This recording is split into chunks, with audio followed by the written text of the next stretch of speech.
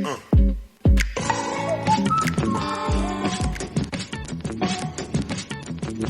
views and opinions expressed by callers, guests, and hosts do not necessarily reflect those of the Black Talk Radio Network and Black Talk Media Project. Black Talk Radio is new black media for the new millennium.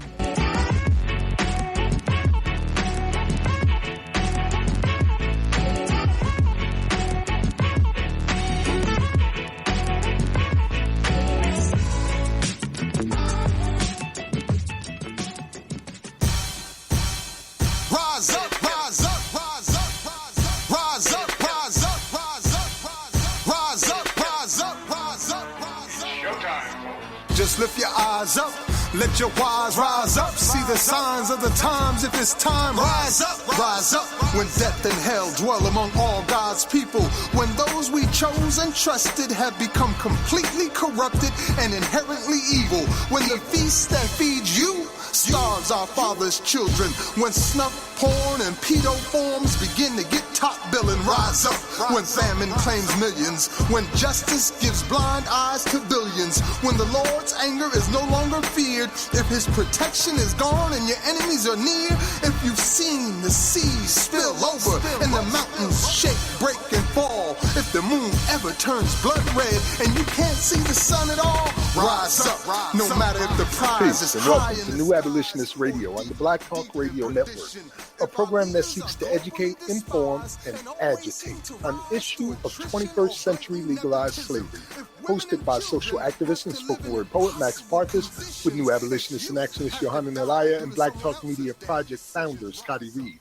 On this program, we discuss recent news on legalized 21st century slavery and human trafficking, along with projects and people who helped combat it. Today is the July 5th, 2017 broadcast of New Abolitionist Radio. We are less than 2 months away from the Millions for Prisoners Human Rights March on Washington, D.C., August 19th. We need to start acting like it. Yesterday, people of all stripes celebrated America's emancipation from the British Crown. Ironic, considering that thanks to the 13th Amendment, convict leasing, and modern mass incarceration, Black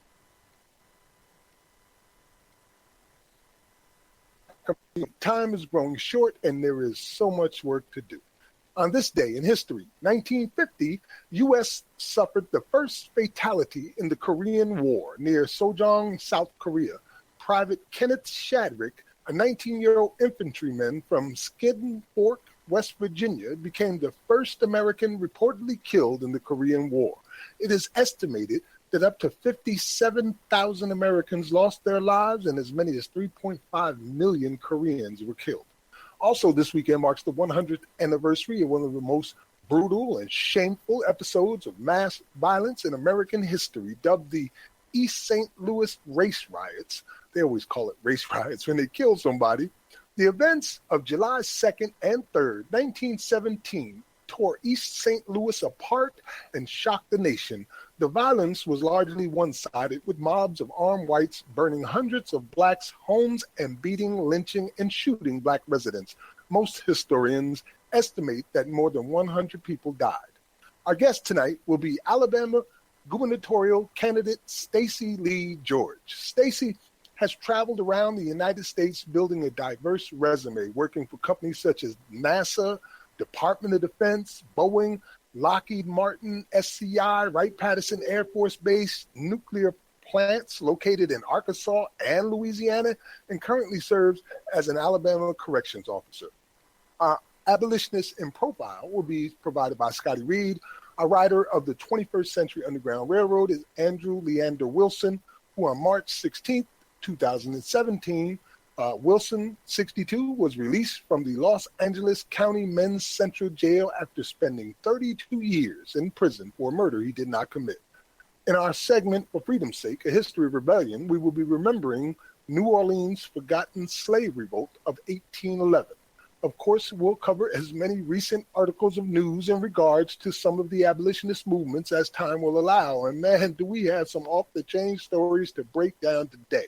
If you got a question or a comment, you can call us at 1-866-510-9020. You can chat with us and others by logging in at uberconference.com/Black Talk Radio Network. Once again, I'm Max Parthas. What's happening, Brother Scotty? Hey, what's happening? I think you might have got your numbers confused. It's or maybe I heard you incorrectly, but let's give it out one more time. 866-510-9025. And it's star to unmute yourself. I'll see you on the board, and we will bring you into the conversation.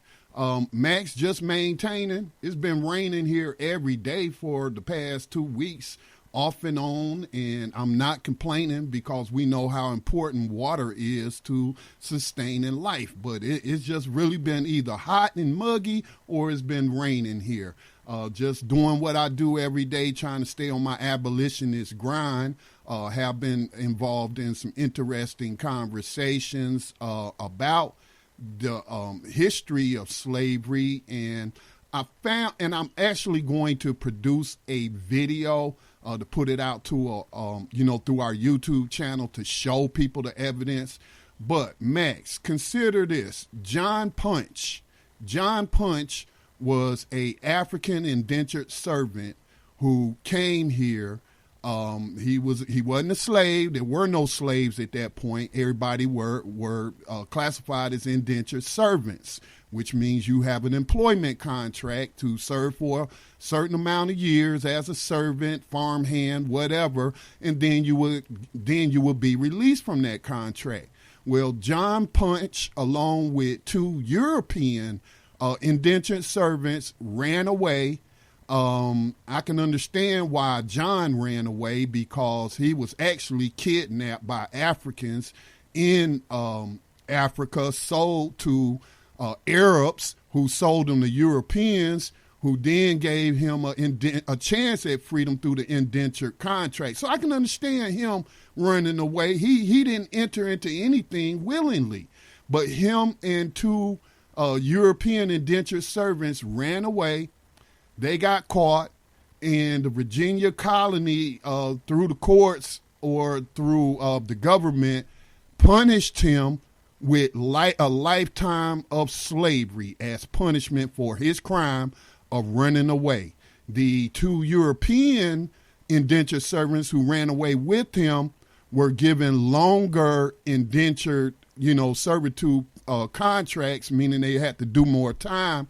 And now you bring that up to some of the things that we see today with the 13th Amendment of the U.S. Constitution, saying that you can use slavery as a punishment for crime.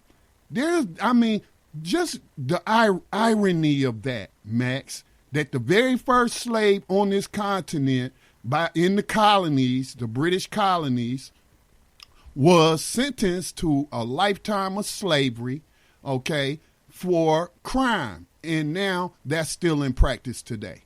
So, that was a very fruitful conversation I had with some of our fellow abolitionists, who will be, by the way, with us in Washington, D.C. on August the 19th at Lafayette Park.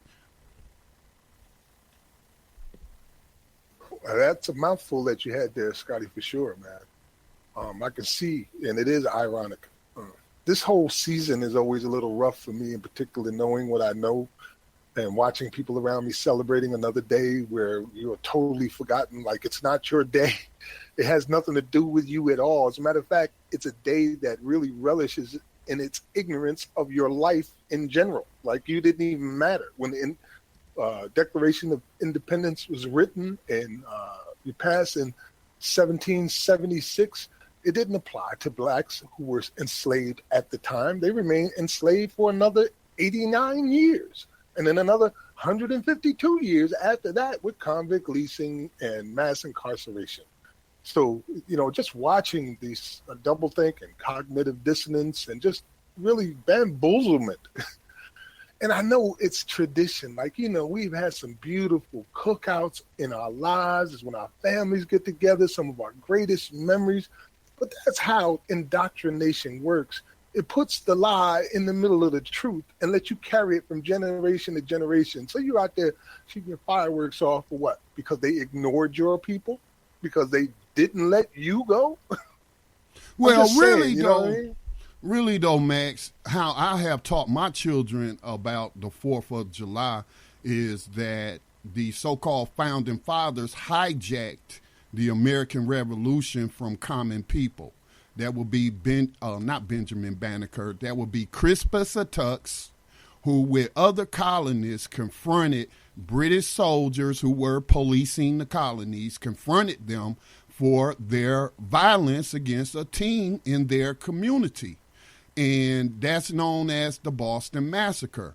That movement, if you will, against oppression was then hijacked by wealthy slavers like George Washington, like Thomas Jefferson.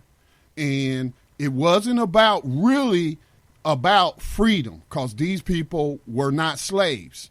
It was about not having to pay taxes. They didn't want to pay taxes to the British Crown that was actually providing the police, the British soldiers, again, protecting them. So we hear this whole thing about taxation without representation, but these are people who were enslaving other human beings, and then they want to complain about and act like, they weren't free. So it was really a movement. It was I call it a tax dodger. It was turned from a movement of freedom to a tax dodging movement. But of course, we aren't actually taught the truth about this, and very few Americans spend time doing deep research and reflection on this history. So that's what I taught my children about the 4th of July. And I said, and I don't colorize it, Max. I'm getting out of colorizing stuff because we know the powers that be have used racism, which I was having this discussion with people yesterday. Racism is a symptom of slavery. At one point, people weren't known by racial classifications. They were known by their nationalities. In that you had a class of wealthy people and you had a class of peasants. The peasants came over here as indentured servants, and at times they banned all the people, regardless of racial classifications, because again, they weren't dealing with racial classifications back then. They had a rebellion called Bacon's Rebellion, where all of the oppressed, poor, and indentured servants rose up together to protest their maltreatment. And then race was used to divide them. And then that is when Virginia plays a lot of a role in the institution of slavery. But they started implementing racial classifications. John Punch, African, he's getting treated differently than his European indentured servants who ran away with him. He's sentenced to lifetime of slavery.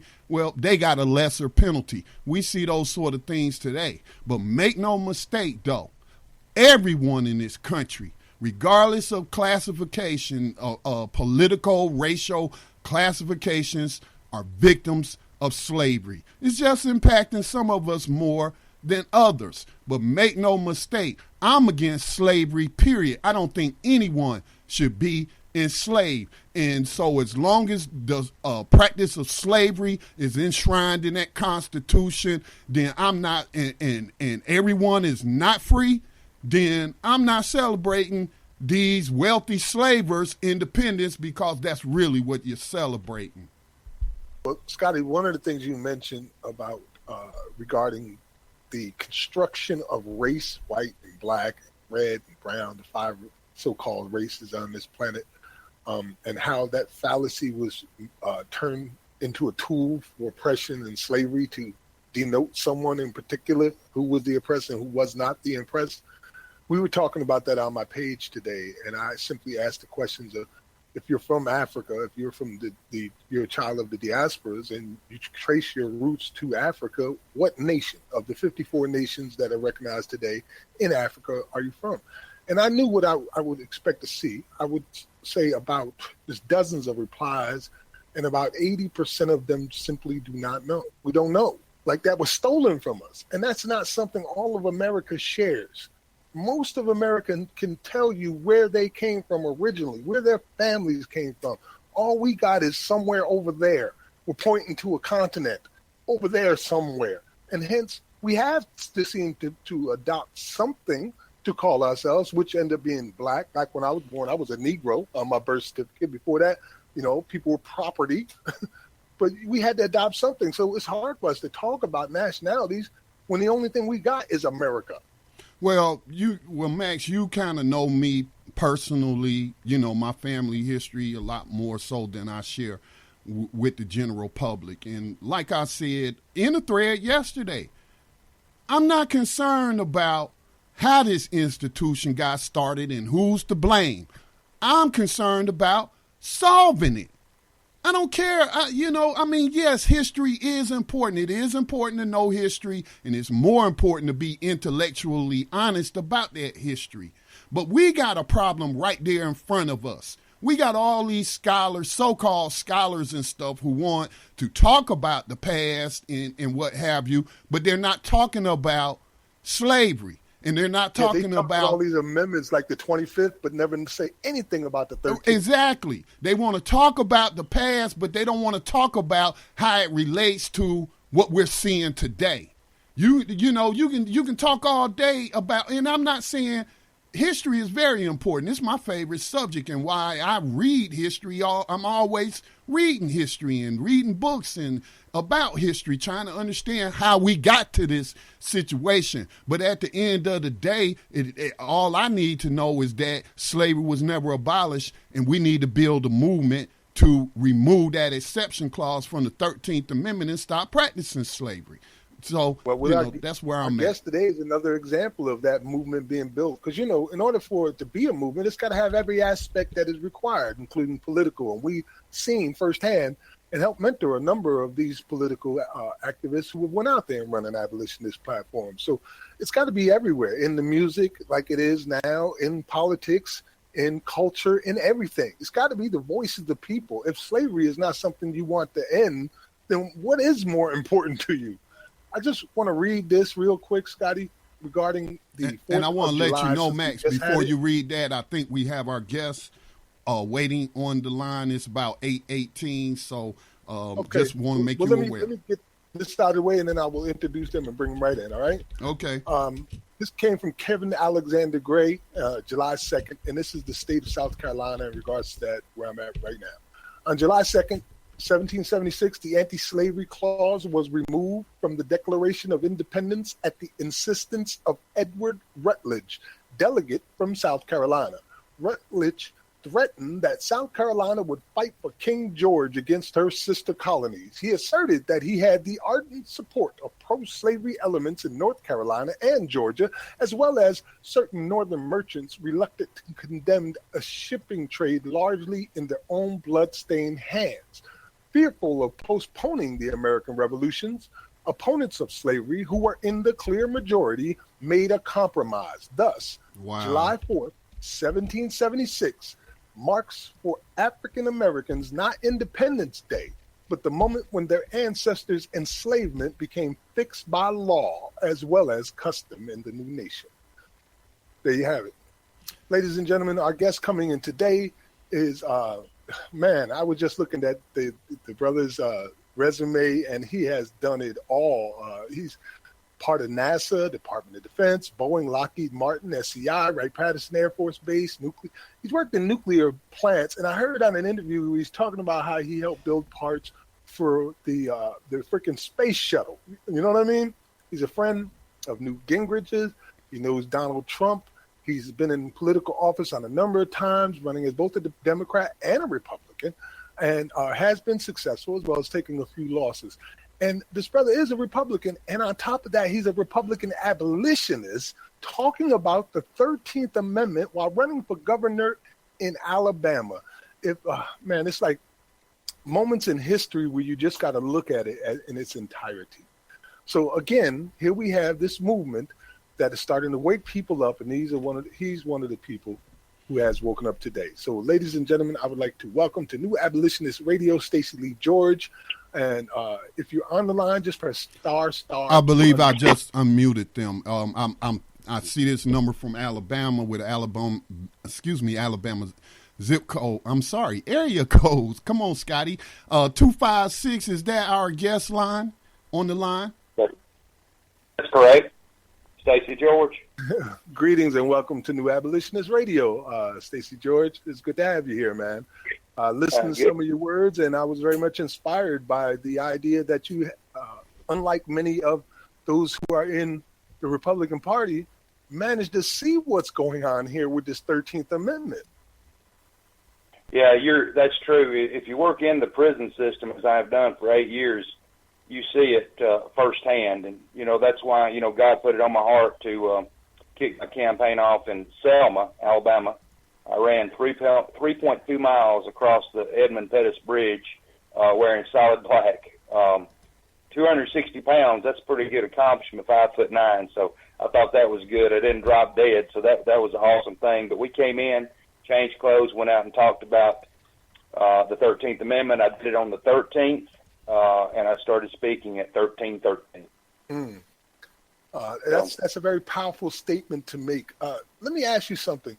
You do consider yourself a slavery abolition in regards to taking the amendment and removing the exception clause, right? Yeah, I think that was put in, and it was actually, it captured, it set, the goal, I guess, for the public opinion was to set everybody free, the slavery, set the slaves free, but they recaptured them in the second part of that clause, and they're, a slave of the state. And, yeah, we've got to fix that, and, it's going to be tough on the federal level to fix it, but in Alabama, we're going to address it by, attacking issues within that and changing our laws that are just taking people and keeping them in prison forever for very, very low offenses. And there's just so many good people, in prison. There's some horrible people in prison, just like in society, But the problem is we have the rich and powerful. They don't go to prison. So you got white people. You can call people any color. White, black, brown, red, whatever color. But they're usually poor, middle income people who got a court-appointed attorney or mentally challenged. That's just a horrible thing. We've got those folks captured, and they have a mind of a child in the prison system. So we have we don't fund mental health in Alabama like we should. There's just so many things we can do in Alabama to be better.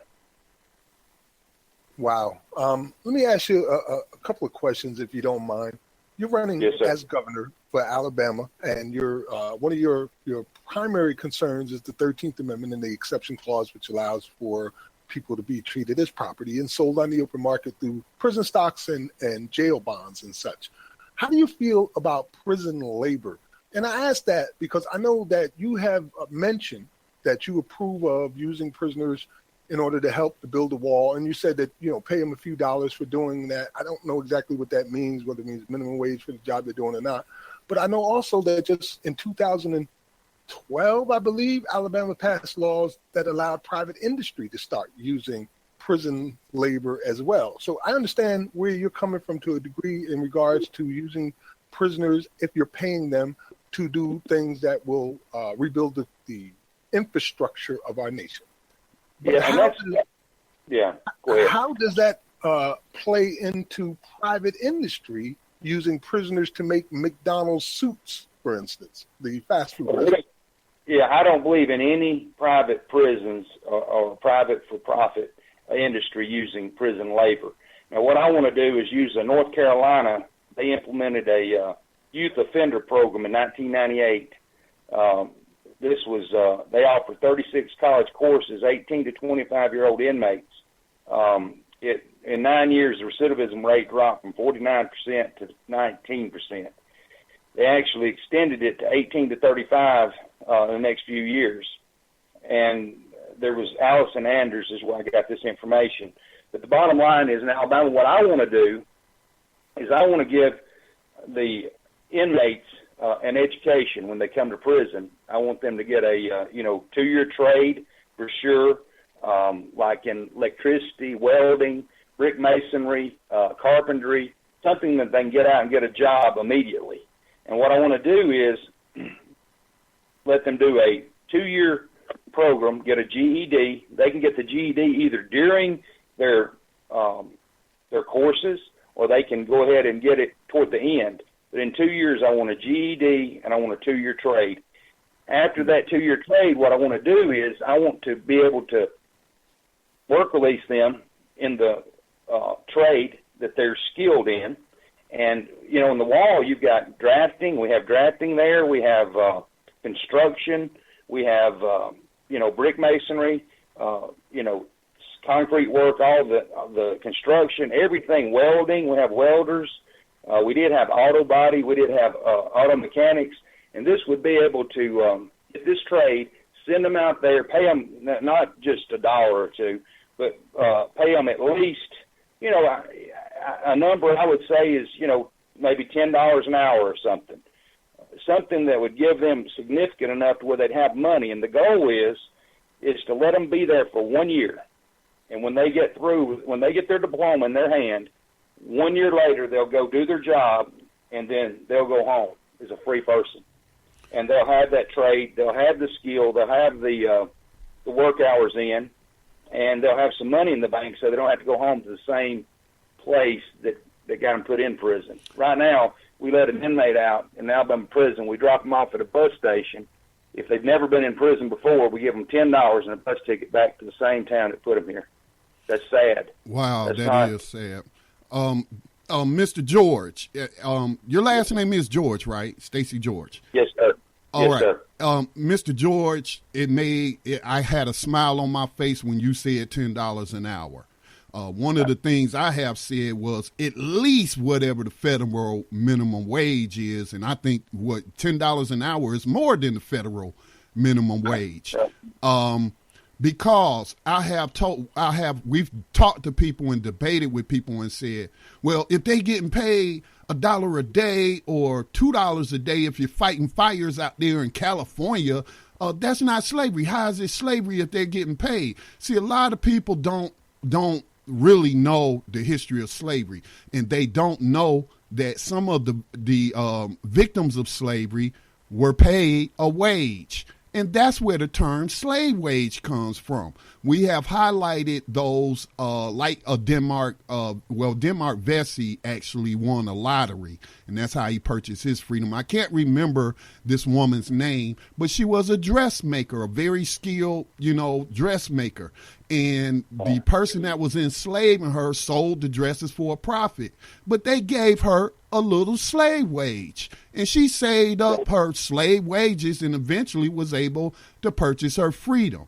So to me, if you're paying them slave wages, then they're slaves. Now, another thing you mentioned that is so important is that they'll be able to save up money, and then they can come out and better, be integrated into society. They'll have the money to have a place. They'll have the money to, fund their job searches and things of that nature. They'll have money to purchase a vehicle, But also, What about the mothers and the fathers who have children at home? They will also be able to continue to pay their child support and contribute to their families back home. I just wanted to add that. But I was very excited to hear you mention $10 an hour. Yeah, you've got to give people some money, and you can't live. I've been middle income all my life, higher middle income and then lower middle income. I was raised on disability Social Security. My dad was paralyzed when I was 12 when I started working, and he worked 3 jobs before he got hurt, fell, and bruised his spinal cord, paralyzed him. And so, we ate that commodity cheese and powdered milk, and, the peanut butter was pretty good too. But, people just, they made fun of us. We were, some of the kids, you're standing in that line. But, I believe that everybody needs a hand up in life. I've been raised to work hard, and I've been in 3 or 4 counties today and working on multiple things. I do my signs, do my the talking, and I do the everything in between, coordinating. I've got a good team together. But, I just work hard. I get up at 3 in the morning. I say my prayer. I go to bed. I say my prayer. And when I go to bed, God says, for 4 years, God's put on my heart, 13 just comes up everywhere. And So I'm taking a position on something that's not popular. So I'm telling people what they need to hear, not what they want to hear. And so that's what my campaign is about, is telling people what they need to hear. This is not popular, but the problem is we've got too many people in prison. Some of them need to be there, but some of them need to go home and live their life and be integrated into society and be taxpayers, not tax users. This is $18,500 a year to incarcerate somebody. And I think the taxpayers, my approach is, hey, I'm tired of paying for these guys. Let's get them out working, like you said, paying their child support, whatever court fines they have. There's a lot of things they need to be doing and be productive, and they can do that. I saw them, witnessed it. If I hadn't witnessed it, I would have never been able to do this and be able to take this position. But as county commissioner, I was the first Republican elected, and 2 terms there, and I worked inmates there as well, and I wrote a lot of letters to the parole board. I actually went down there in person one time and got an inmate out as well, and went down there, and the parole board said, yeah, we want to talk to Commissioner George. He sees all these letters. So God's put it on my heart a long time. I go to bed, and God says, it just puts it on my heart, set some of his people free. And not all of them, but there's a lot of people that need to be set free, and I'm tired of people kicking the can down the road. And you hear Democrats all the time, and I'm a Republican, but you hear them all the time talk about it. But, Bill Clinton, he's one of them that put this habitual offender in there, and he did it. Now, and Frederick Douglass was a Republican, too. Right. Hey, that's right. Yeah. I want to ask you a couple of questions if I can nail a few things down. So you're saying basically that you would oppose any legislation that either already exists or is submitted that allows the state of Alabama to use private industry in regards to their prison labor. That's correct. I have opposed that, any privatization. For 2 years I've been trying to kill a bill, and we've been successful. We have killed a bill that they wanted to build new prisons in Alabama, $1.5 billion over 30 years for new prisons in the state. And if they do, all they'll do is fill it up with more people. So I've opposed that as a correctional officer in the prison. And boy, it's been tough. When your boss works for the governor, it's a tough thing when you take a position against building new prisons and take the stance I have. But, $800 million after the bond issues in over 30 years, $1.5 billion. I said we need to build schools, not prisons, and we need to lower the inmate population. And I think I can do that by about 5,000 inmates over a year period of time through, IGT, bring it from 15 to 20, some things, incentive good time, make it from 15 to 20, include Class A felonies in the adjustment. No more split sentences for these judges. We want to repeal the 446 Act. That was the Habitual Offender Act. They took a Texas law that was the same 3 felonies, and you get maxed out. But what happened was Alabama took that same law, and they said any 3 felonies. So this thing filled the prison up.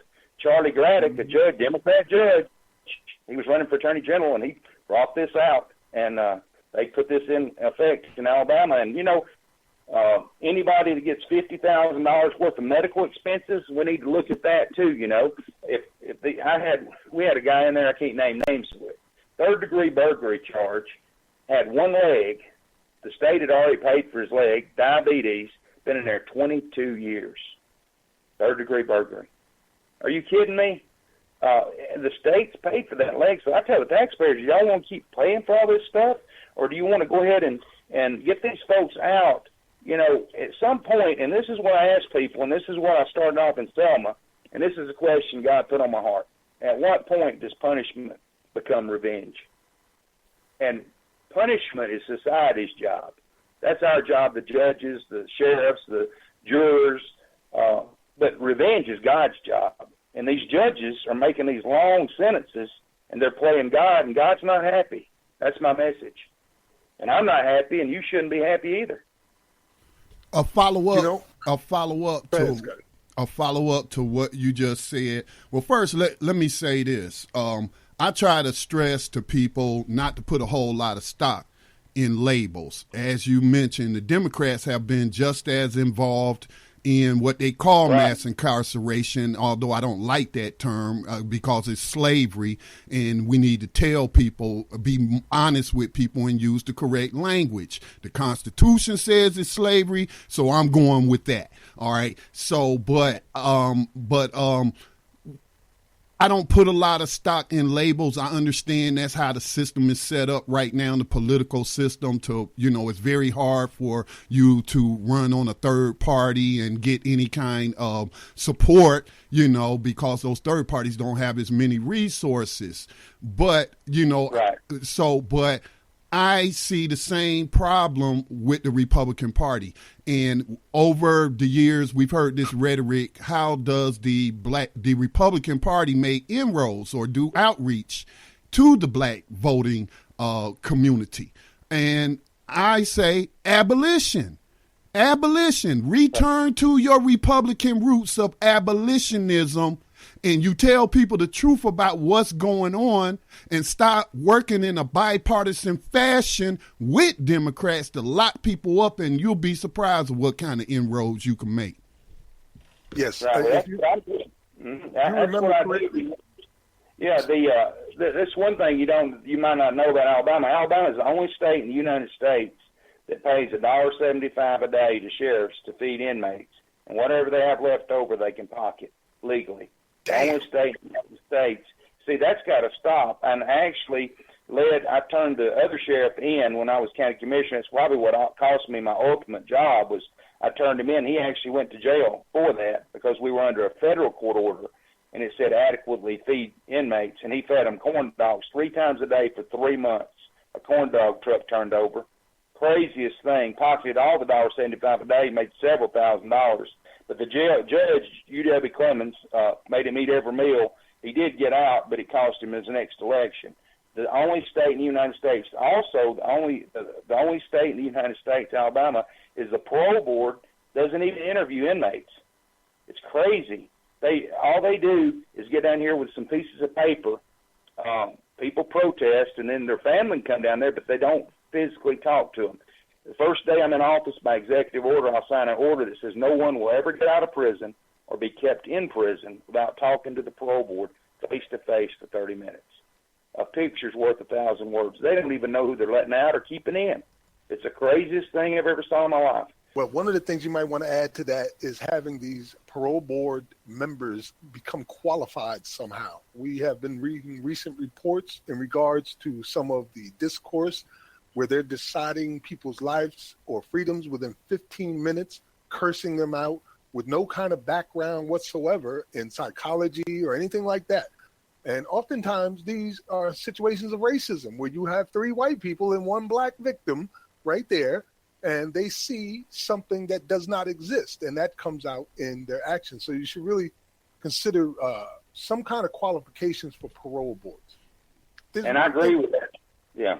I've watched it. I've been down and watched the parole board, and I actually watched. It was, and I'll just use this example. This older lady, she was about, I say older, I'm getting old too, so I don't call anybody old, but she was probably late 60s, about retirement age.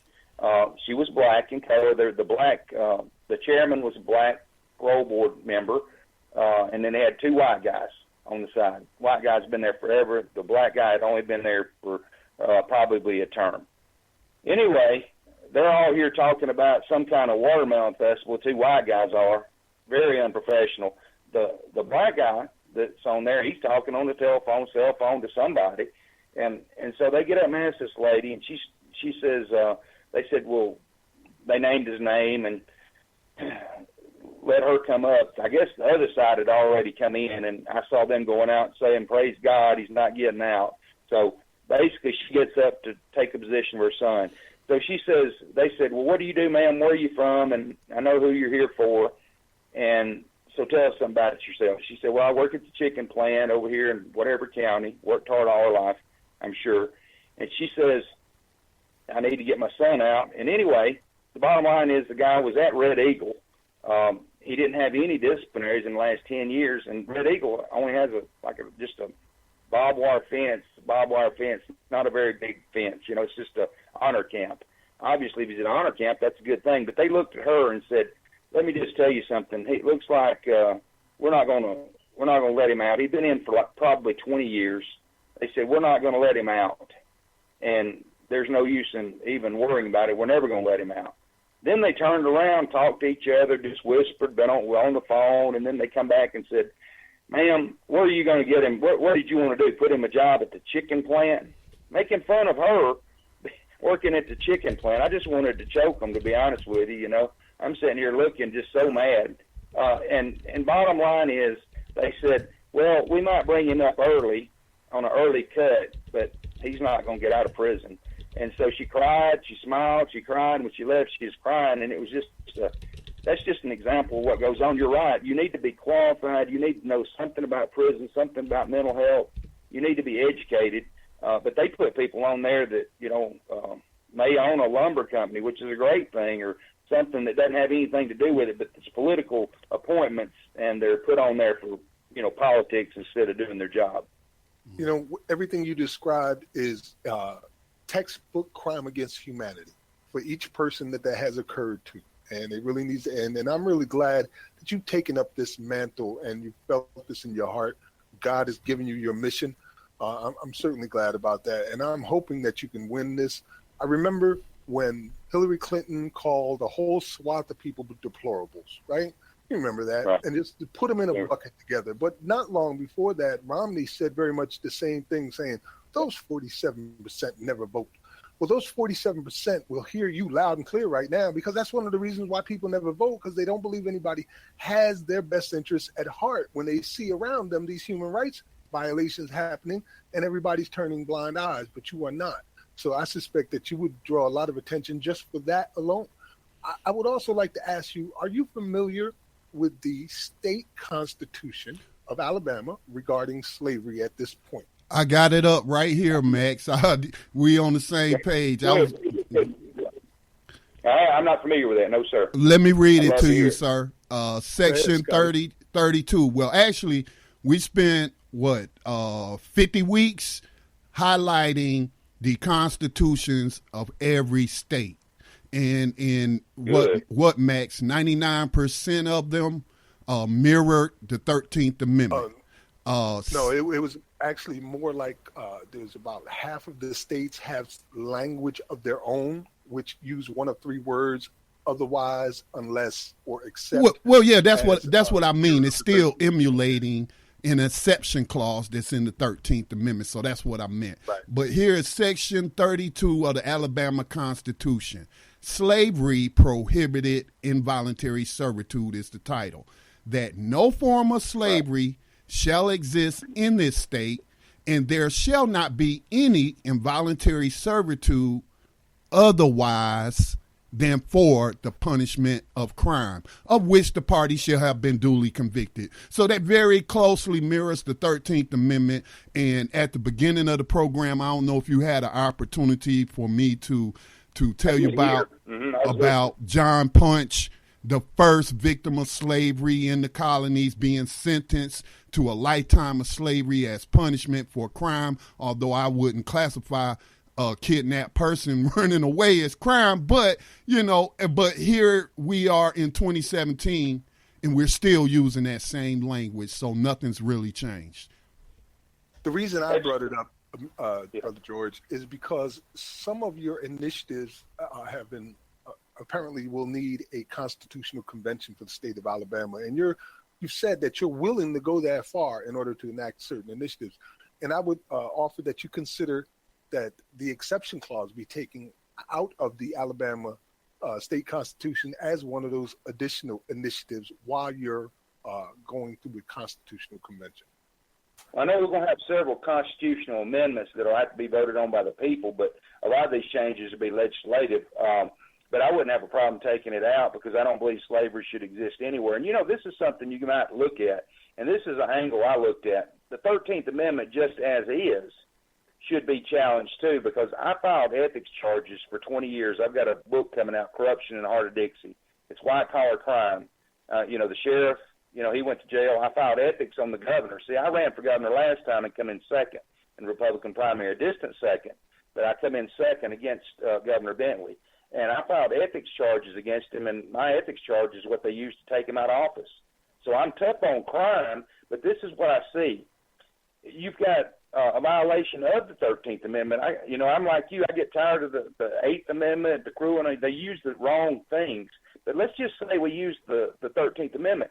If you're giving sentences, I got him on actually filed 6 on him, got him on 4, 20 years each, Class B felonies, Class A felonies, 20 years each. He didn't get 1 day in jail or prison in any form or fashion. They let him plead out before he even went to court and slap on the wrist, paid several $1,000s, and did a little bit of community service. If it had been anybody else, that had done 20 years. But this is my point. If you're giving the rich and powerful a different sentence than you are the poor people, then you're already in violation of the 13th Amendment as it exists. And I think if somebody filed that in court, that you're giving, because you're giving revenge on some, which is slavery, and you're giving the rich and powerful nothing. So you're not properly even doing the 13th Amendment as it's written.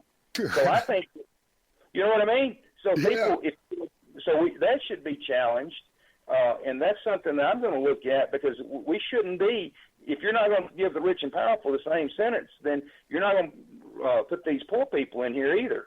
So, that same amendment, if you're not fair with it, then I think that the Supreme Court would look at it, if it went up through the channels, that they would say that they would put us all under a point system and make us all use the same point system in the United States, and say, you know what, we're going to take it out of the hands of these judges that apparently can't do their job, because rich people give them money, and poor people, they put them in prison, long sentences in jail.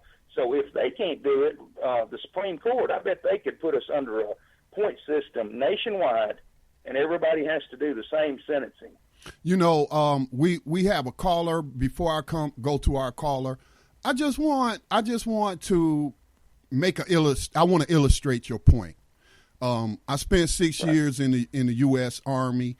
I had a top secret security clearance during the Gulf War. So I know a little something about, security clearances and things of that nature.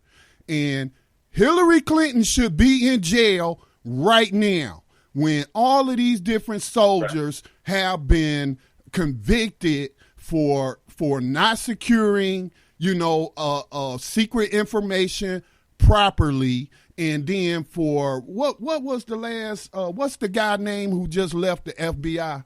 I forget his name. Comey.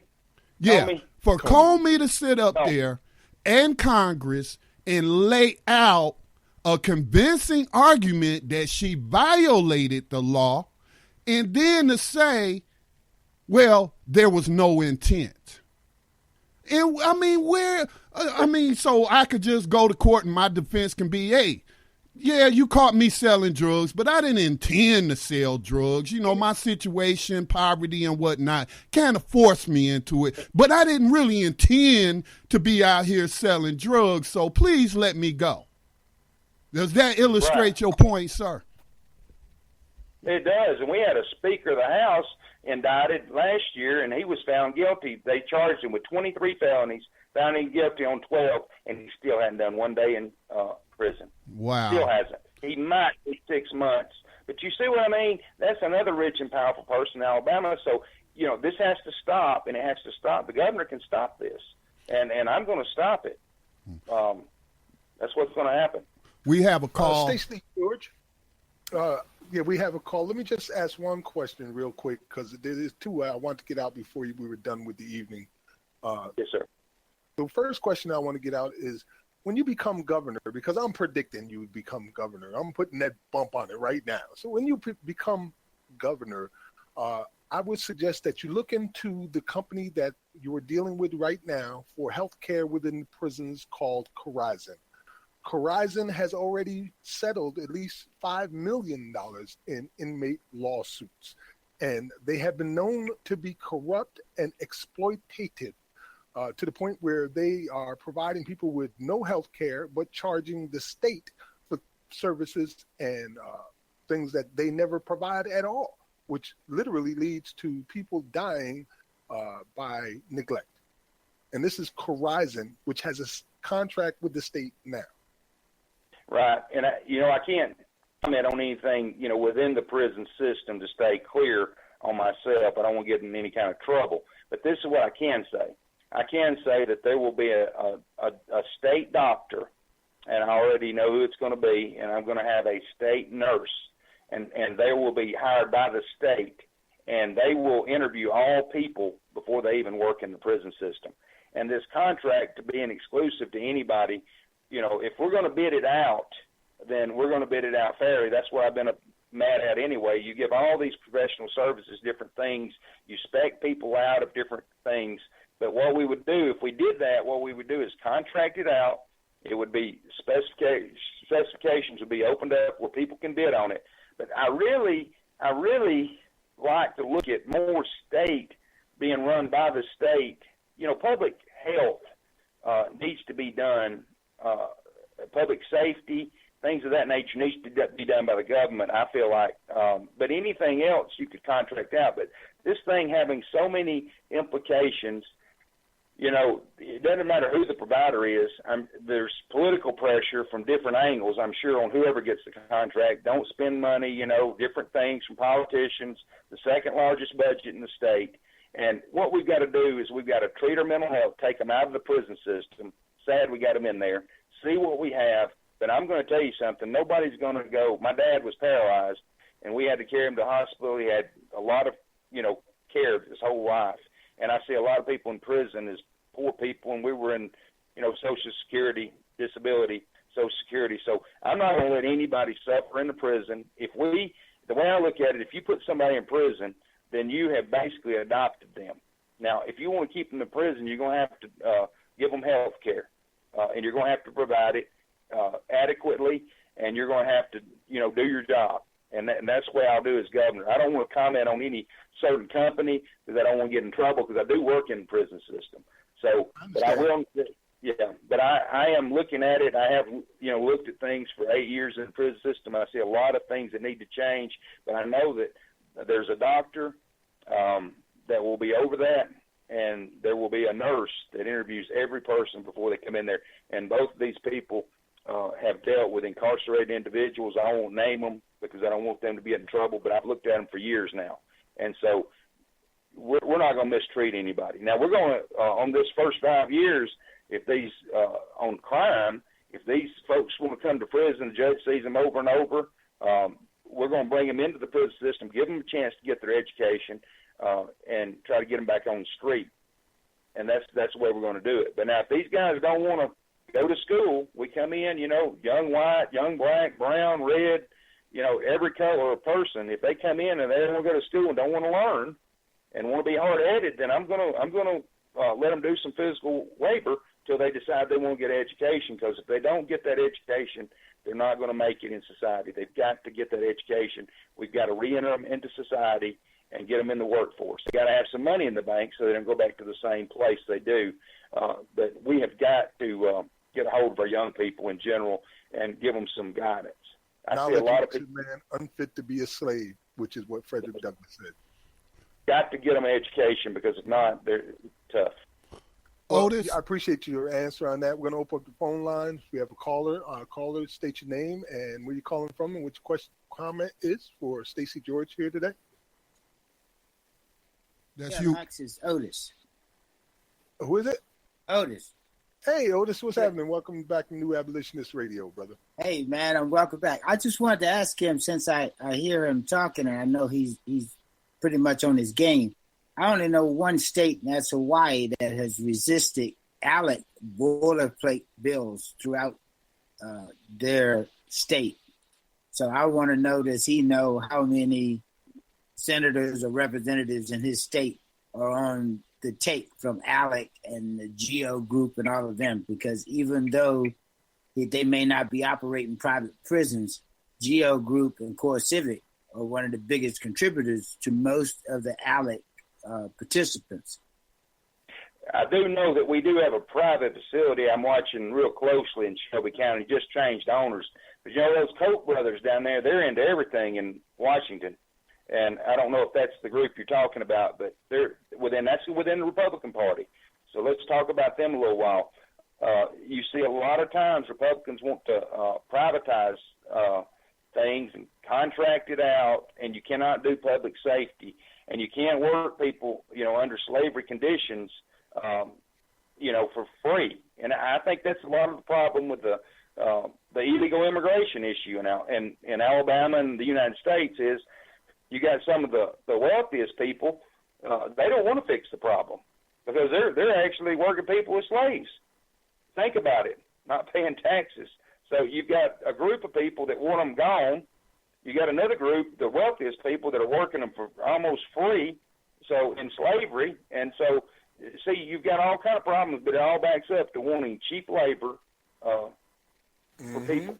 Yeah, and I want to add something else, since he sounds like he's one of the kind of people we're looking for running for public office. The other thing is funding public defenders.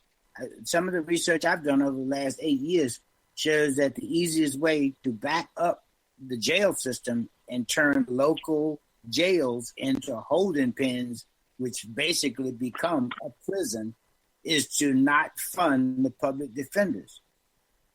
So people don't get representation. Well, as county commissioner, I watched that closely, and that's how I watched the jail.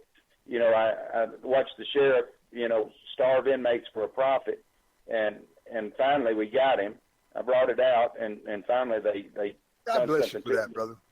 Yeah, and I lost my job for it. Next time when he did get out, he was mad as heck, and I think they probably spent $180,000 putting me out of office. But when I went out, I said, that's what God put on my heart, and I said I'm gonna keep working, and I just kept on going, and I work as a correction officer now. We're gonna keep moving forward, but the bottom line is you're exactly right. They do that, and let me tell you what they did on this prison bill.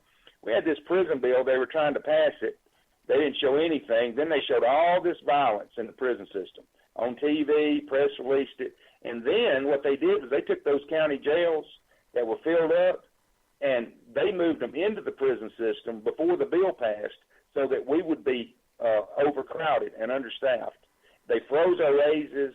They did multiple things to make this thing to where they could sell it as no-bid contracts.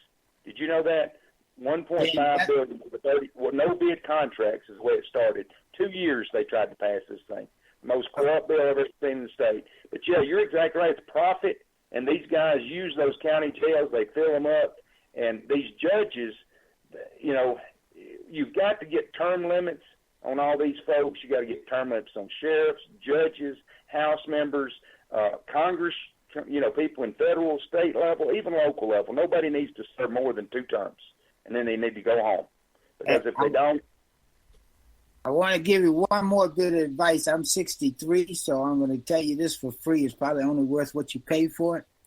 Find you 2 to 3 tech-savvy young people. If you got to go to a junior college or if you know something in your family, because you're going to need them to be able to use this internet so you can find out some of the people that may be smiling in your face but taking money under the table in shell companies.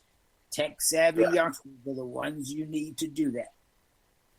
I appreciate that. I'm going to look into that because I know which ones.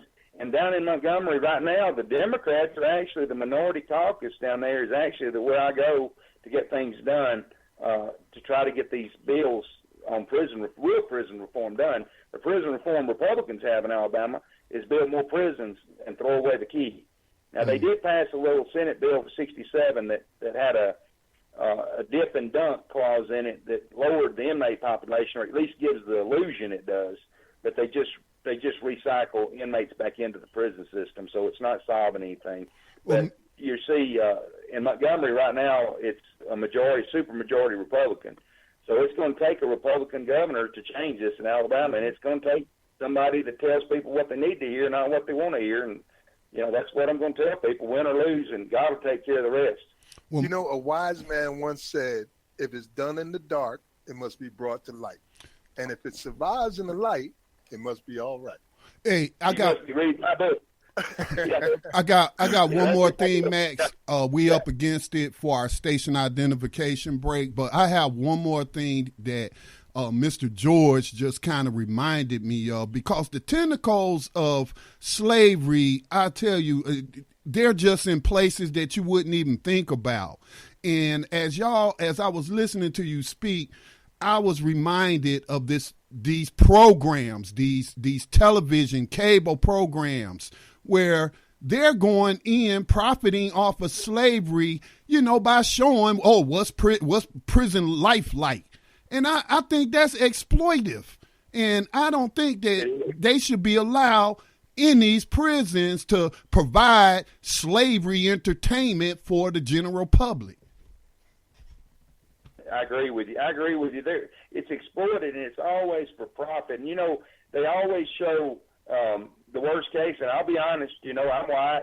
I don't know. I may have part black, Hispanic. I don't know. We're not all true any one color anymore. But the bottom line is, most time they'll show a black male, doing something wrong on TV, and they'll show it in prison. And that's wrong, because I looked the other day, and there was just as many people, white people, as is black people in prison. The Hispanic community is in there for a lot of times, powder cocaine. The white people, that meth has got some poor white people in there. We've got the black community. A lot of times it's, crack cocaine or something. But you know what? The devil doesn't discriminate. He uses whatever he can use to get people addicted to it and get them put in prison. And then, at times it seems like they'll never get out, especially in a lot of these states, southern states. There's a few northern states that are bad too. But I think the Supreme Court needs to rule that we're going to give the same punishment for all inmates and lock these judges into some real truth in sentencing, so they can't give these long sentences. And I think it's going to take the Supreme Court to do that, because they don't have the backbone to do it as judges. Well, Mr. George, I'd like to give you an opportunity to leave our listening audience with the final comment for tonight. And I would love to have you back on the program, because you are very informed about this issue, and I stand behind your candidacy all the way. We just always are seeking out abolitionist candidates running for public office. So did you have, unless Max has another question, but did you have a final comment for us? Oh, go ahead, Max. I did have one thing that I wanted to hear from Brother Stacey George. You are familiar with the Millions for Prisoners Human Rights March on D.C., which is also going to be happening in Alabama simultaneously, right? That's correct. I'll actually be speaking there. Yes, if you would mind giving an endorsement here on our program for the Millions for Prisoners Human Rights March, August 19th, and letting people know what role you'll be playing on that day, I would appreciate it. Yeah, I will, but I think it's a great thing. I think that, and I've been told it'll be a peaceful protest. Dr. King, Martin Luther King, is my mentor. I got a button up there on top of my car as I drive down the road. He's a January baby like me. I've looked into him. He was actually assassinated 9 months before I was born, and it's just a amazing thing what he did, and he did it peacefully. And that's what I see. Dr. King is inspiration, and I'd like to see that movement take over and peacefully get these things done and working together across all lines. But I'm going to be there. I'm going to be talking about at what point does punishment become revenge, and I'm going to, speak my mind, and I'm there to support the cause in a peaceful manner. For those that don't know, on March 19th, our two main primary concerns for our listeners will be, one, removing the exception clause from the 13th Amendment, and two, congressional hearings on the effects of the 13th Amendment over the last 50 years, if not 152 years. So thank you so much, Brother Stacey George. And shout out to your wife, Karen. I know she's listening there. How you doing? She's always got your back. I've been looking through some of your stuff, man. She's always got your back. It's beautiful. She's going to take into the human trafficking. So that ties into slavery too. So she's going to be taking a role in that. That's going to be her part as First Lady, is human trafficking. And it's all tied to slavery.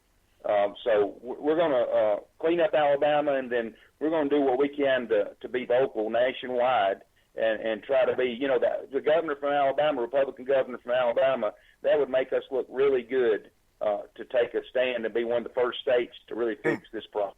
Yes, sir. Go to StaceyLeeGeorge.com and check out his platform there and show him your support in Alabama. We're going to get you to win this one, brother. We want to see you in office. Let's make this happen. Thank you for being here with us on New Abolitionists Radio. And as Scotty said, we hope to have you back again, not only before you win, but after you win as well. Well, I'll be available at all times, and I appreciate it. Maybe they go up there to StaceyLeeGeorge.com, give us $10, and keep us on the road, and we'll appreciate it. Yes, sir. Indeed. Good speaking to you. Scotty? Okay. No, I was just saying good speaking with him, and I'm going to stand on faith that you are going to win. That's how I feel about it. You're listening to New Abolitionist Radio here on BlackTalkRadioNetwork.com. When we come back, we're going to listen to a video that came out from the NRA recently, and we're going to have a little talk about that video. We'll be right back after these messages.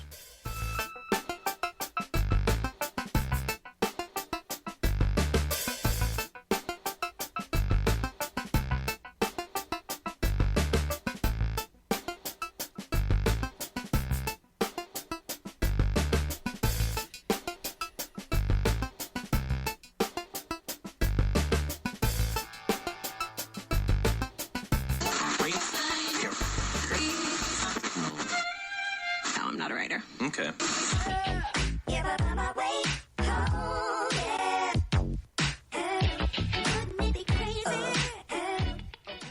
Black Talk Radio since 2008, providing new black media for the masses.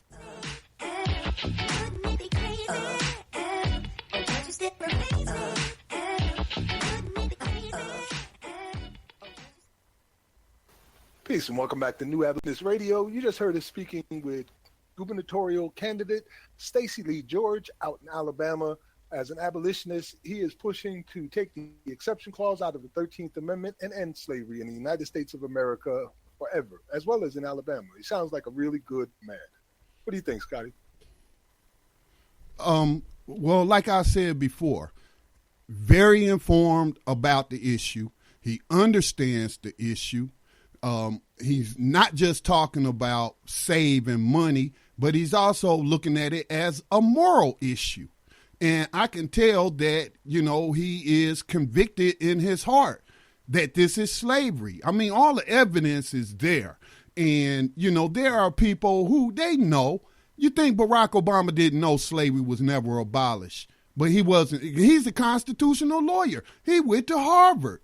We played videos of him talking to college students about it, but he did nothing to address the issue, even though Max, I pointed this out last night, it's ironic that he's reportedly a descendant of John Punch, the first victim sentenced to slavery by the courts. The first victim. He's reportedly a descendant of that man on his mama's side. And so it's one thing to know. It's another thing to do something about it. And he sounded sincere in his understanding of the issue, and he seems convicted in his heart to do everything that he said he's going to do. Because if he don't, we're going to call him out on it because we got him recorded on this podcast right here. So, yeah. Get that, Stacey? Scotty said he was going to blackmail you. We're going to get you afterwards if you don't do what you said you're going to do. That's how we roll, man. I'm glad he mentioned the Koch brothers, too, because there are some wicked mechanisms going on here. Their constitutional convention, Article 5 thing has been roadblocks now. I think that has a lot to do with our interest that we were showing in it. So the Koch brothers is behind a lot of stuff. They may even be behind this NRA video that came out conveniently a couple of days before the 4th of July, which I thought was extremely just volatile. Like you're literally telling people that you're going to pay their legal expenses if they go out and shoot somebody from the NRA. I heard them on a radio program and they said they were trolling. Like, liberals get triggered by video. And this is not some kind of joke. They were serious as a heart attack. And the way they spoke about people like protesters as if there was some kind of monster out there. If you're such a constitutionalist, and if you are defending our rights so much, then maybe you forgot all about what happened at the stamp tax revolts, which led to the freaking 1776 Declaration of Independence. The stamp tax, they went out burning people's houses down, making effigies, killing tax collectors, running them out of town. They did all of that. Well, you know, Max, I'm trying to figure out, though, and you can explain it to me, but what's the connection here to slavery? Well, we're talking about white supremacy and slavery. When I say the connection here to slavery is primarily when they start referring to people who are out there protesting these injustices like us as enemies of good Americans. It's very much a pro-slavery representation on video saying that, you know, we don't have any legitimate gripes.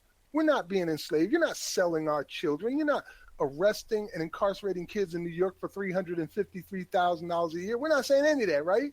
Our points are not legitimate. Instead, we're just economic terrorists. So that's how this connects to slavery for me. It's really defining what we are for their listeners and supporters.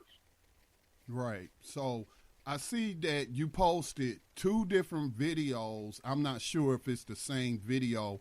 Bill Moyers calls it, he titles it NRA Issues Call for White Supremacy and Armed Insurrection. The Violence of Lies is the video that just plays her. Which one? The other one I posted, The Violence of Lies. That's the name of the video. The Violence of Lies. Apparently we're liars. None of this is going on. Okay. Do you want me to play it?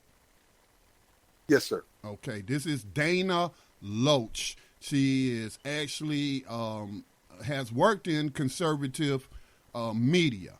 And so that's her name, Dana Loach. She's speaking on behalf of the NRA, who has yet to say anything about the legal gun owner, Philando Castile. But they'll come out talking about this, right? Okay. They said it in this video, basically.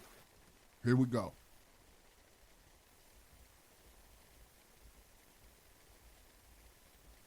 They use their media to assassinate real news. They use their schools to teach children that their president is another Hitler. They use their movie stars and singers and comedy shows and award shows to repeat their narrative over and over again. And then they use their ex-president to endorse the resistance, all to make them march, make them protest, make them scream racism and sexism and xenophobia and homophobia, to smash windows, burn cars, shut down interstates and airports, bully and terrorize the law-abiding, until the only option left is for the police to do their jobs and stop the madness. And when that happens, they'll use it as an excuse for their outrage. The only way we stop this, the only way we save our country and our freedom, is to fight this violence of lies with the clenched fist of truth. I'm the National Rifle Association of America, and I'm freedom's safest place. There you have it. You heard it in your own words. Have you heard this before, Scotty? No. And I mean, I've seen it. In terms of seeing people post it and whatnot. But sometimes, Max, I don't care to hear their garbage because I know it's garbage. Now, but I'm not saying, that anything about people who watch it. But sometimes we had to stop helping them spread their propaganda. Now, in terms of this program, we're analyzing it, so I don't look at it as we're helping to spread their propaganda. So a lot of this stuff, man, I ignore it. I just ignore it. I don't ignore it. Well, I acknowledge it. Ignore it because in the 1800s, the most hated people in America were abolitionists, then mulattoes, and then Africans. That was the order of hate they had it going on because the abolitionists threaten their entire lifestyles. Yeah. So listen, we know that the NRA, and look, I support Second Amendment rights. I am not some person who wants to ban firearms in this country. There's a reason why they made it unlawful for, going back to the Virginia colonies, I was just reading this last night, passed laws making it unlawful for even free black colonists to own firearms. And that enslaved victims couldn't have firearms. So I support Second Amendment rights, okay? But, you know, for them to be talking all this freedom stuff, it's just propaganda when you're ignoring the fact that this is slavery, and slavery was never abolished, and it says so in the supreme document of the United States, the supreme law of the land. And, you know, a lot of times, you know, these things start off peacefully, and they send in the agent provocateurs. Okay, so they're not even taking that into consideration. And most of the people are peaceful. We can't control everybody. These are public demonstrations. And so, you know, when you, like you pointed out, the history of violent protests in this nation, when people feel like their legitimate protests are not being heard, they're being denied their constitutional right to petition their government for grievances, then they get frustrated and they turn to violence. And I don't like to quote, you know, some people, but the truth is the truth no matter who tell it, like Malcolm X said. And I'm probably, you know, paraphrasing here, but John F. Kennedy said that, you know, those who make peaceful revolution impossible, you know, are the ones who are chief responsible for the violence. Because human beings, just yesterday was July the 4th. They were shooting what? Fireworks. What are those fireworks representative of? Missiles, firearms. So, you know, the contradictions in this country. We deplore violence, but we celebrate the violent liberation of this so-called nation, even though, you know, I'm not going to go into what I talked about at the beginning in the fraud. But, you know, it's just propaganda. These people are liars. They have an agenda.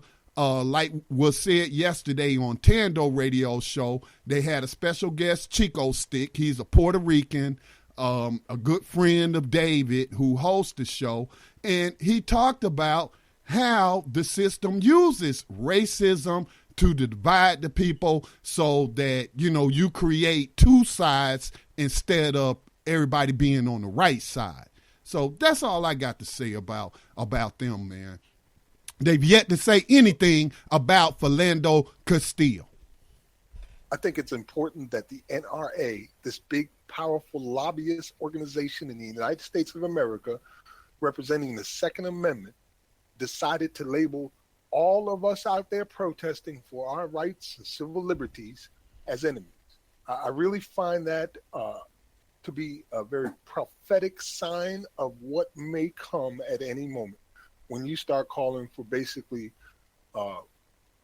people to get armed and take up arms against fellow Americans. And you're doing it publicly with no shame whatsoever. And this is why I've said, Max, this is why I said, look, I appreciate our guests saying, you know, we should keep our movement peaceful. And we are peaceful, okay? We are. We don't be telling people to go out there and commit violence. But I have said, though, it took great violence during a civil war to even address the issue of slavery. So it may just take that because some people are intent on holding on to the institution of slavery. And hey, that may be all we're left with to finally abolish slavery. So I say all options are on the table. I'm not encouraging anybody out here to go out there and commit acts of violence, but at the same time, if these people out here are going to call for acts of violence against us, then guess what? I'm into self-defense too, armed self-defense. You got to be wary when you start hearing people like this start using these superfluous names like they and them and you people. Those are usually clues that they're talking races and they're talking about specific races. And then she talked about, you know, how they are calling real news fake. And these are people that frequent Fox News. So basically they're saying Fox News is the only real news. And anybody that's attacking that is attacking real news. I saw her on Tucker's show and on Hannity and a couple others where they were really just, reveling in the idea that they got everybody so upset with these words from the NRA, represented through the NRA. The NRA did not condemn anything she had to say, and she's talking about an armed damn rebellion. If that was a black man from the Black Panthers up there talking that same shit, he'd be dead by now. I will say that, again, this is my first time hearing it, but I could ascertain what was being said by everybody's reaction to it. And I saw more than one person say, I'm a lifelong card member of the NRA, and this is not right. And this is a call for an attack on fellow Americans. So I just want to say that everybody who supports gun rights are not okay with this. They had this point in there, Scotty, where she was talking about the protesters shutting down the streets. Well, here in South Carolina, they did that. They shut down the highway here. And one of the EMTs tweeted out on his personal account that he was going to run these niggas over if they didn't get out of his damn way. And he meant it because they have done that. They have run us over at these various protests. And there's videos, you could just Google it, protesters ran over and got away with it. So, this is like when they called for when Trump and I forget the woman with the blonde hair that does all the racist talking, but when they started talking about how Mexicans and blacks were raping your women and stealing your jobs and they were criminals and all this, Dylan Roof ended up killing people, 9 of them, and damn near quoting Trump verbatim and why he was killing them.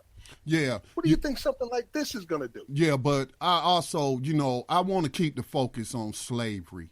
Again, racism, and I'm not even going to say in my opinion, but according to my research, racism is a symptom of slavery. So what I'm hearing is the same demonization that they were making of Africans when they made slavery for Africans only. I'm hearing the same kind of demonization that I've read about that were in the papers, and people were giving speeches and calling these people beasts, animals, not human, deserving of their ill treatment. So that's what I'm hearing. A justification for slavery. To slavery, because we're coming to Washington, and it's the Millions for Prisoners Human Rights March on Washington, D.C. If what she's saying is true, then we're the ones being demonized, and we should expect to see all these NRA gold card carrying, rifle-toting people there in Washington, D.C. waiting for us. Well, I believe in positive speaking. Be wary of everything. Be prepared for everything. But I'm not going to speak that into existence. We're going to have a successful, peaceful, large gathering, the largest gathering of abolitionists since before 1865. That's the hope, but you got to keep in mind this, Scotty. We're not in complete control of whether or not things are peaceful. Well, Max, I understand that, Max, but I don't want to scare anyone from coming out. Neither do I. I'm just, okay, I see where you're going. Let's move on to the next story. What we got? Actually, we got about 30 minutes left. 30 minutes left. You want to take our break a little early and then get into our regular scheduled segments, or is there another story that you want to share? I have like dozens of them here. I'm gonna try to get them on New Abolitionist Radio so people can see them, because some of them are very important, like the young lady whose father was killed by the LAPD police department, and now they're telling her she can't even view her father's body for 4 weeks, and there's a cover-up going on, and a few other stories like that. Fort Worth police officer is talking about how the revolution might be expected sooner than you think, saying that he's been looking at these police. This is a police officer saying it, and that people should go out and arm themselves, much like the NRA is saying. But There's a bunch of them. I'll get them out there. Was there anything you wanted to cover in particular before? No, we could go ahead and take the break a couple of minutes, about 5 minutes earlier, and because time goes by fast, but this has been an information-packed program tonight. Again, share this, especially for if you got people in Alabama. Please share this and let them hear from Mr. George. So that they will be informed that they do have an abolitionist candidate who's going to be on the ballot. So, yeah, let's go ahead and take this break. All right. You're listening to New Abolitionist Radio. We're going to take a break real quick. When we come back, if you want to talk to us, got a question or comment, you can call us at 866-510-9025. We'll be right back after these messages.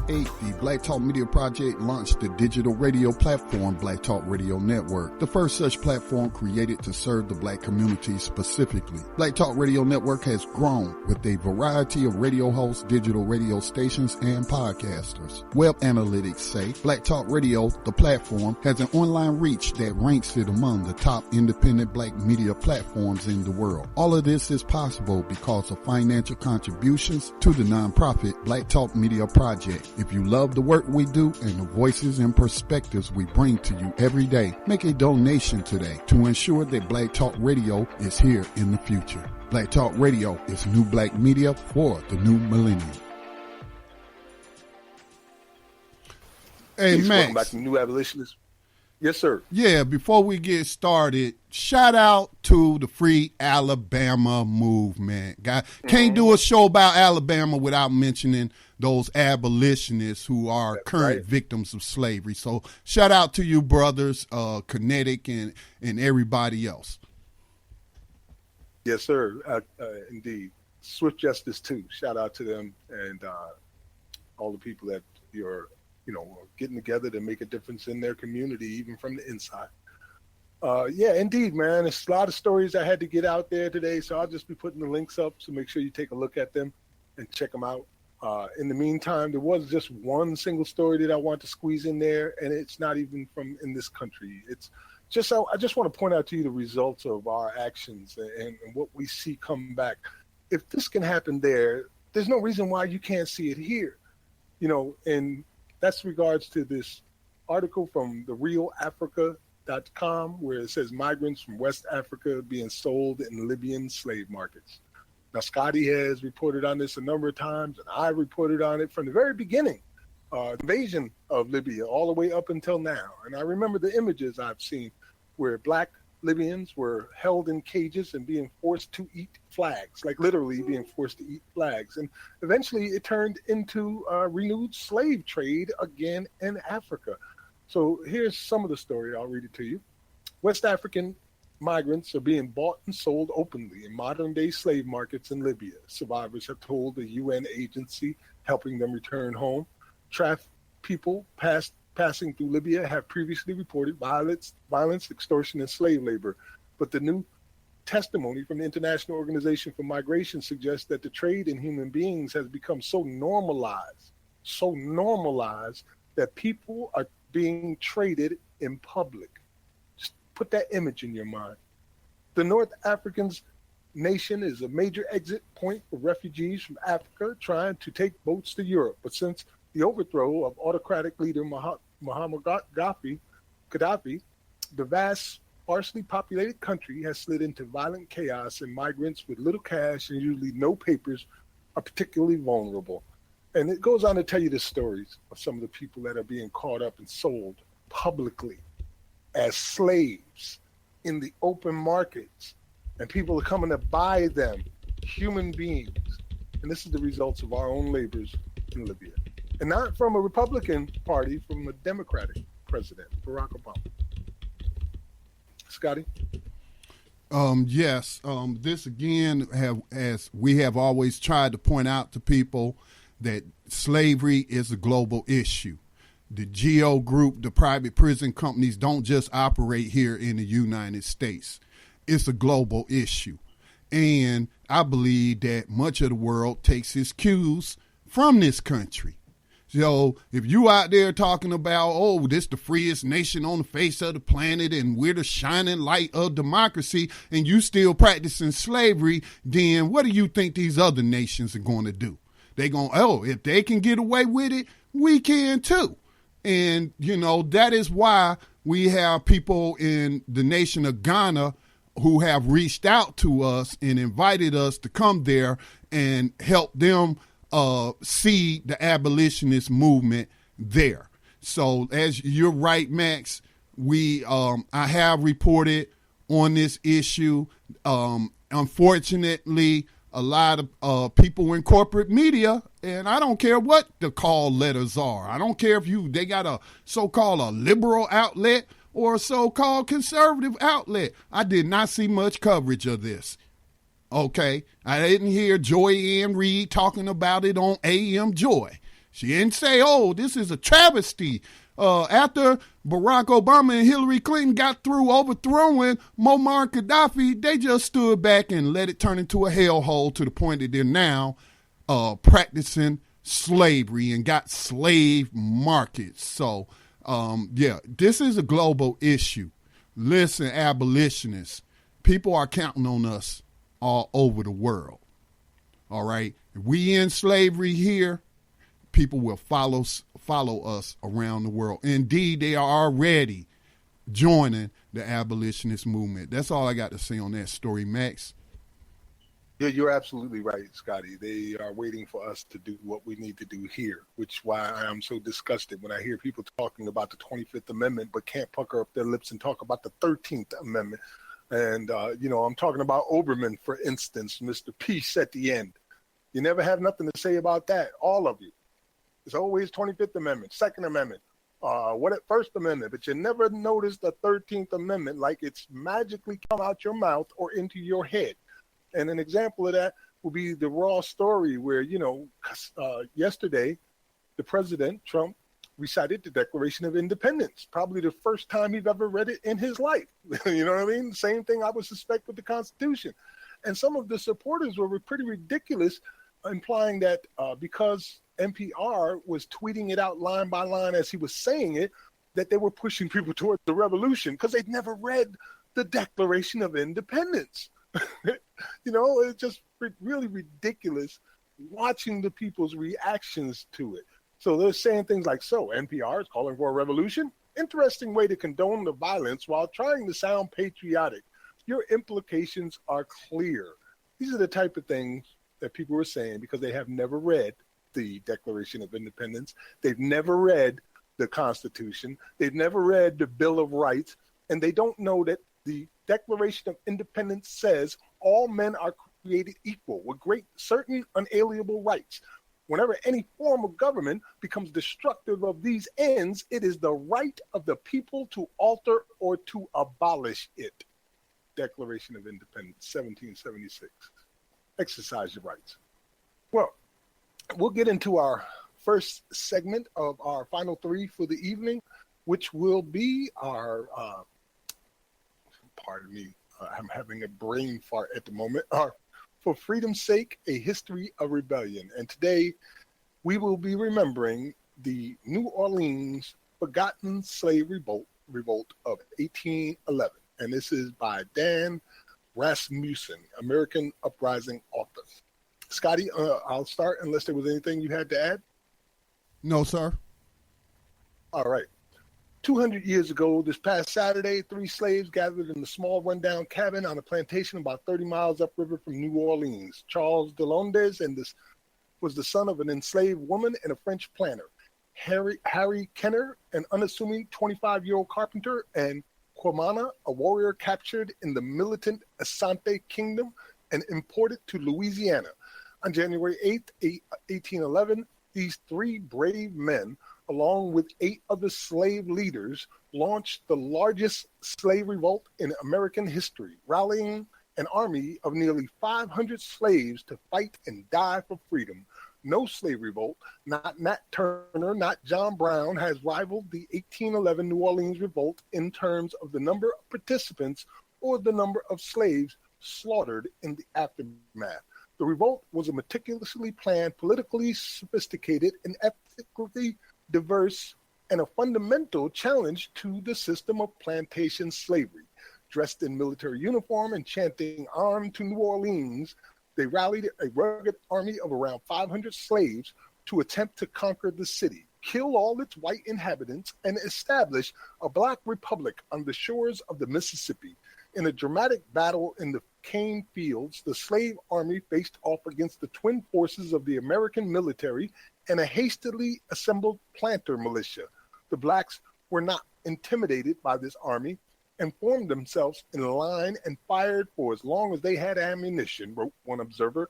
But the slaves' ammunition did not last long, and the battle was brief. Soon the planter militia broke the slave line and the slaughter began. The planters, supported by U.S. military, captured Charles de Launders, chopped off his hands, broke his thighs, and then roasted him on a pile of straw. Over the next few days, they executed and beheaded more than 100 slaves, putting their heads on poles and dangling their dismembered corpses from the gates of New Orleans. Their heads, which decorate our levee all the way up the coast, look like crows sitting on long poles, wrote one traveler. The rotting corpses were grim reminders of who owned who and just where true power resided. The American officials and French planters then sought to cover up the true story of the revolt, to dismiss the bold actions of the slave army as irrelevant and trivial, and write this massive uprising out of the record books. They succeeded, and in doing so, they laid the groundwork for one of the most remarkable moments of historical amnesia in our national memory. The revolutionaries of 1811 were heroes who deserve a place in our national memory. Their actions are a testament to the strength of the ideals of freedom and equality and every man's equal claim to those basic rights. Their acts are an inspiration to all people who strive for freedom. On the 200th anniversary of the start of this great revolt, we must listen to their voices and study their stories, for only through understanding the passions and beliefs that resonated through the slave quarters can we begin to comprehend the true history of Louisiana, and with it, the nation. Daniel Remison. We here at New Abolitionist Radio remember the uprising of 1811 in New Orleans. Salute. Salute. Well, we got an abolitionist in profile. Our abolitionist in profile before we get to our writer of the Underground Railroad. Our abolitionist in profile tonight is Sarah Mapp Douglas, 1806 to 1882. Sarah Mapp Douglas was an abolitionist, writer, and educator, the freeborn daughter of Robert and Grace Douglas, a distinguished black abolitionist family in Philadelphia. She joined her mother, Grace, as a founding member of the biracial Philadelphia Female Anti-Slavery Society, also known as PFAS, in 1833. Throughout her abolitionist career, Douglas also served as recording secretary, librarian, and manager for the Philadelphia Female Anti-Slavery Society. She contributed to both the Liberator and the Anglo-African magazine, became a fundraiser for the black press, and gave numerous public lectures. She ran a school for free black children in Philadelphia. A passionate educator, she also taught black children and adults in New York. In 1853, she took over the girls' preparatory department at the Philadelphia Institute for Colored Youth, offering courses in literature, science, and anatomy.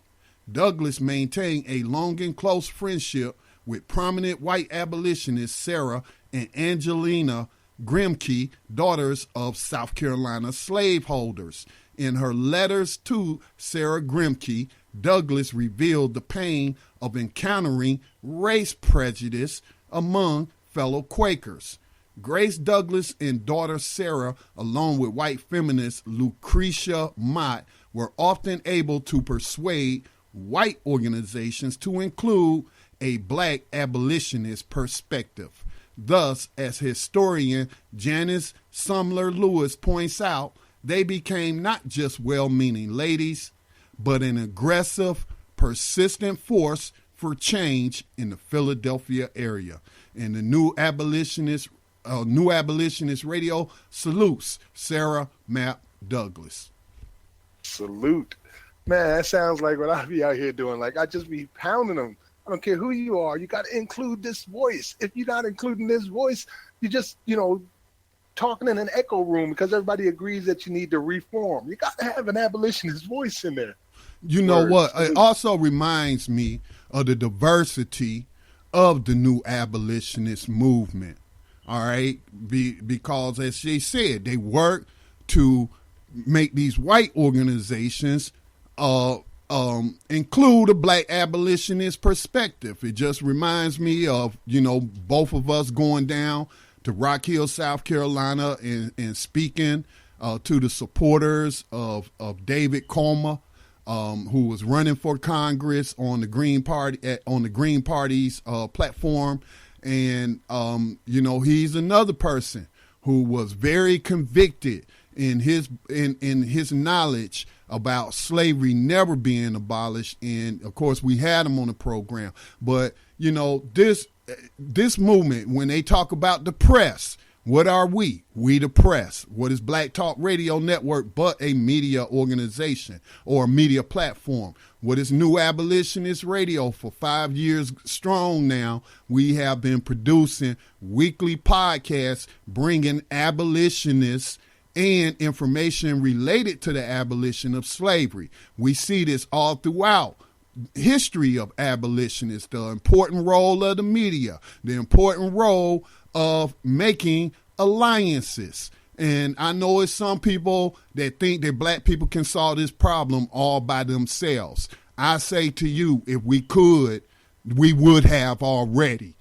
Or if we can, what we waiting for? So, it's not, it's not, I'm a black person. I wouldn't have started a Black Talk Radio Network if I didn't, if I wasn't a part of the black community. And I'm trying to address the issue of the lack of black voices in national media by giving people a platform where they can come and speak openly without the threat of being thrown off. But when it comes to something as serious as slavery, you know what? I will take help from wherever it comes from. So that's just me. Other people are entitled to their views and they're entitled to move the way they move. But this is how I move.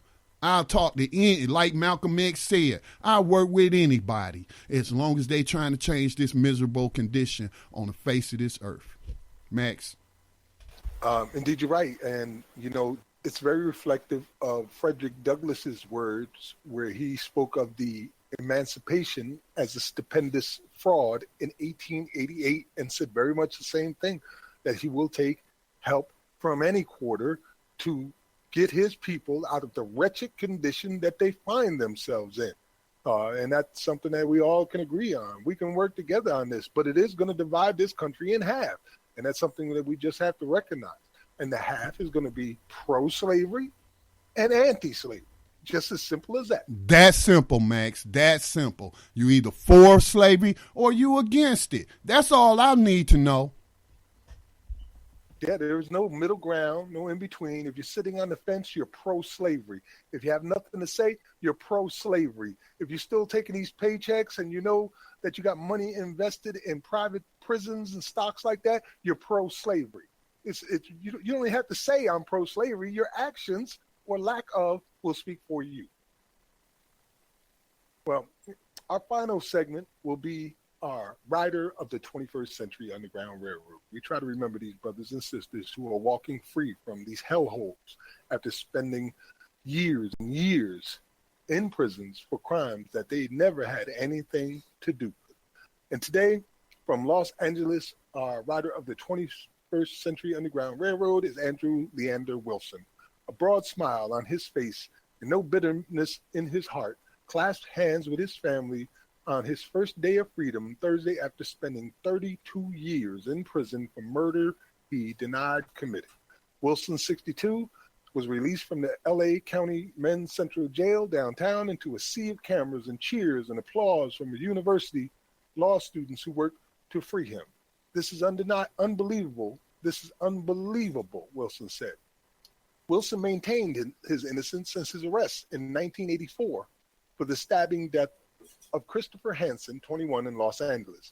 A day earlier, Supreme Court Judge Laura Priver ordered Wilson released after prosecutors conceded he did not get a fair trial. Wilson said his 96-year-old mother, Margie Davis, who lives in St. Louis, was his fiercest advocate.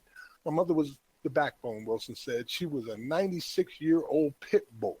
He plans to go to St. Louis to visit her soon as he can. And his mother says she can't believe she's going to see him after 3 decades. I prayed for what I thought was the impossible, Davis told KABC TV by phone. I prayed for his release. And evidently, it wasn't impossible. It's been granted me. Loyola Law School's Project for the Innocent, which fought for Wilson's release, pointed to numerous due process violations.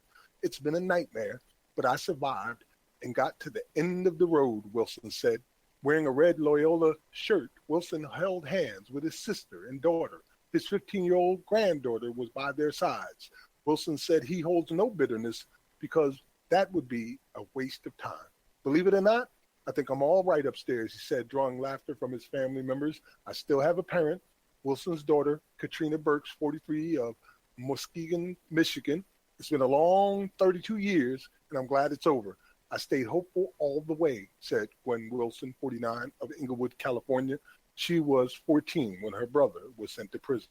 And we here at New Abolitionist Radio salute you, brother, and say welcome to freedom, Andrew Leander Wilson. Welcome. Welcome to freedom. And thank you to all those who assisted him.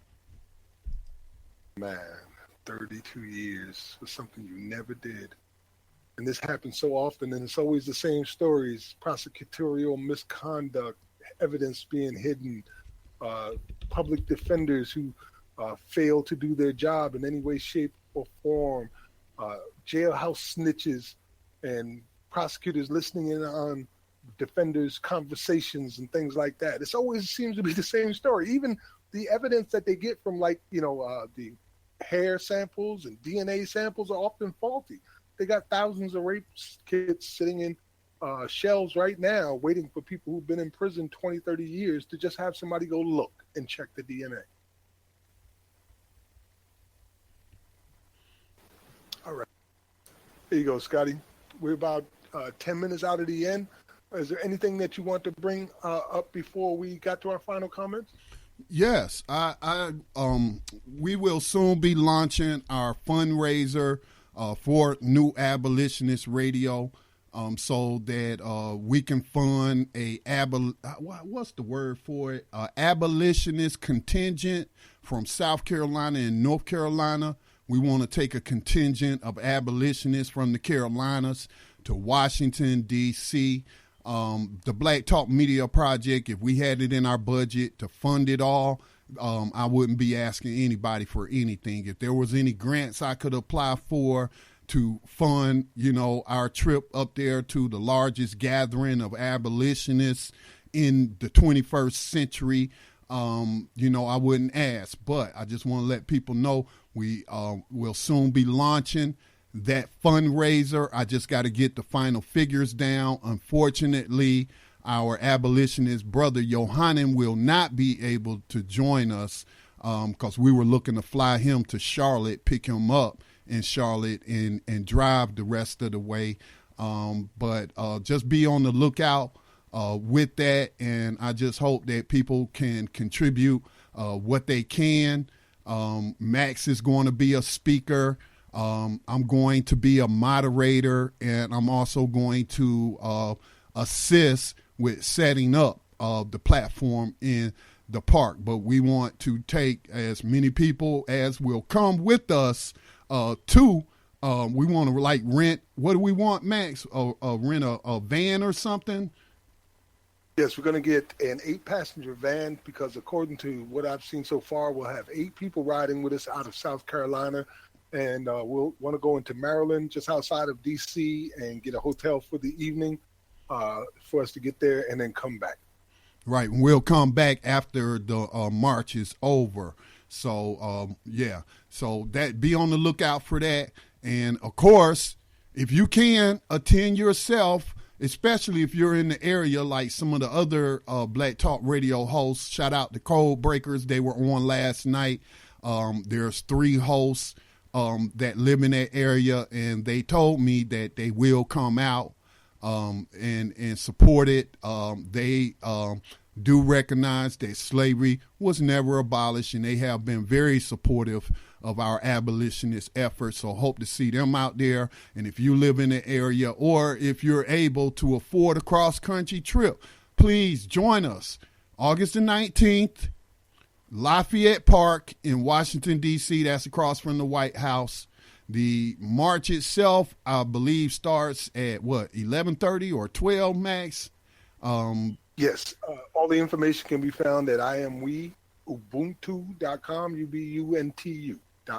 Okay. And so it'll last up until 5 o'clock p.m. that evening, and then we will call it a day. So please come out, make history with us. When was the last time there was an abolitionist protest? It's been a long time, brother, since the last time we got bamboozled. All right. Well, was that your closing statements? Because we still got a few. What time do you have? We got about four minutes, but I mean, we can wrap it up early. We got okay. Well, right. No, I was just going to say we got Mind, Body, and Spirit coming up at 10 o'clock p.m. So Black Talk Radio listeners, stay tuned for that live programming. Always interesting program with those sisters. Indeed. Well, I guess I got something that I could wrap it up with. I just want to make a couple comments. First of all, I want to thank Stacey George and his wife for being here this evening and sharing their understanding and knowledge and intent with us here on New Abolitionist Radio. We wish them all the luck in the world, and we'll do what we can to support them in their efforts to take this exception clause out of the 13th Amendment, to ban private for-profit prison industries from this country, and to end slavery forever. So thank you so much, and indeed we'll work side by side with anybody that wants to make a change. There is nobody that is unable to do something about this today. Listen, I'm a slavery abolitionist. I'm hardcore with mine and stubborn as FAWK. I know what I know, and I can present a logical case to anybody able to use logic and reason with a willingness to consider my argument as much as they want me to consider theirs. We can build. Sometimes I can even get through to the thoughts and feelings squads.